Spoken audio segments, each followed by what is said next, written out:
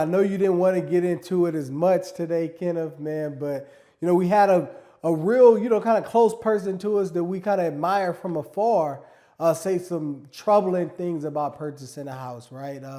As far as like with the Earn Your Leisure platform, and Rashad kind of had a situation with his home where he was describing like, oh, that was the worst financial investment that he ever made, right? And to the point that I just made talking about the whole Grant Cardone thing, right? That was the worst financial investment for him, right? And that's what he referenced, more or less. So you have to consider, just because he's saying that was the worst decision he made, he had so much problems with purchasing because of permits and different things. He was trying to build a multi-million-dollar custom home.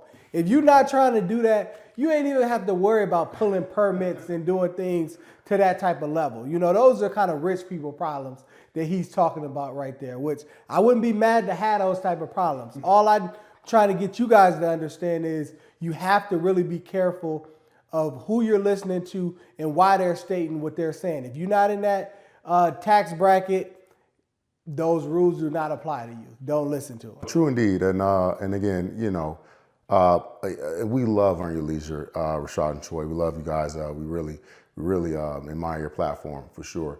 But I will say this: it's we have to be very careful when we're on these platforms. We have a responsibility and due diligence to make sure the aspect of information is delivered, appropriately.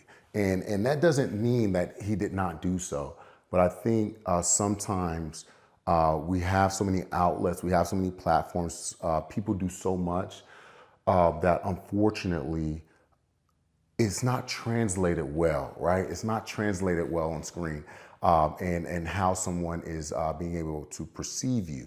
And also a lot of inspiring entrepreneurs, kids, and even, adults ourselves, we admire and we love the information that you guys are doing, putting out there, but be very cautious of the reception that other people will take in, because again, home ownership, we all know, is the cornerstone of wealth, right?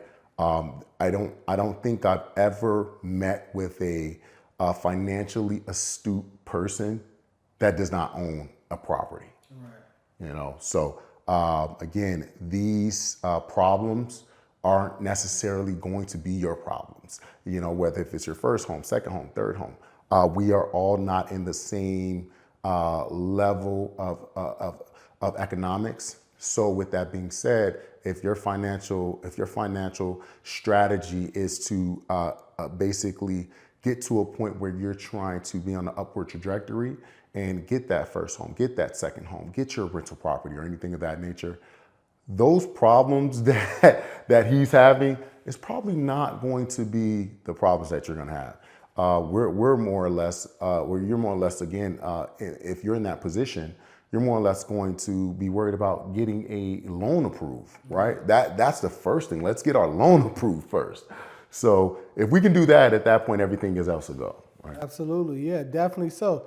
And because when we're thinking about home ownership, and why I kind of stress it so much, is that you cannot afford to pay a mortgage or let alone rent while you're retired, right? So, the whole vision of the 30-year mortgage is that you purchase a home in your 30s. Well, by the time you get to your 60s, the home is paid off and you got that line item out of your budget, right? So that's kind of the goal of home ownership. Obviously, everybody's life isn't as cookie cutter and working that way, right?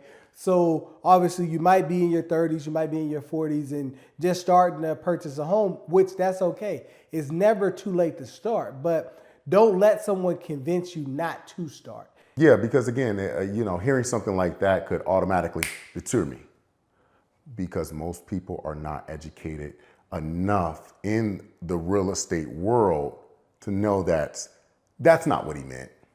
I know that, right? But everyone doesn't know that. If you're a first-time home buyer and you're teetering the line if you want to buy a home or not, and you see these 6% interest rates, 7% interest rates, and you're kind of going back and forth trying to make the decision, well, I'm going to tell you right now, you don't have enough skin in the game nor experience to decipher the message that he put out. Absolutely. So it's very kind of a very fine line to toe. So, but again, you know, like I said before, we really, again, enjoy you guys, and very inspiring, to be honest with you.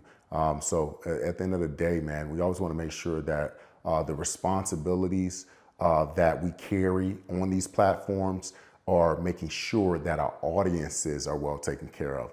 And that goes in to say, even the veteran community, right?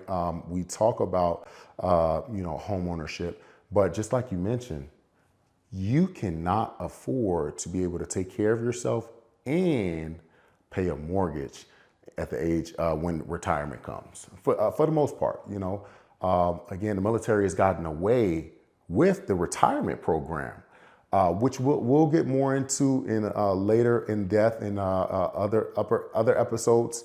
However,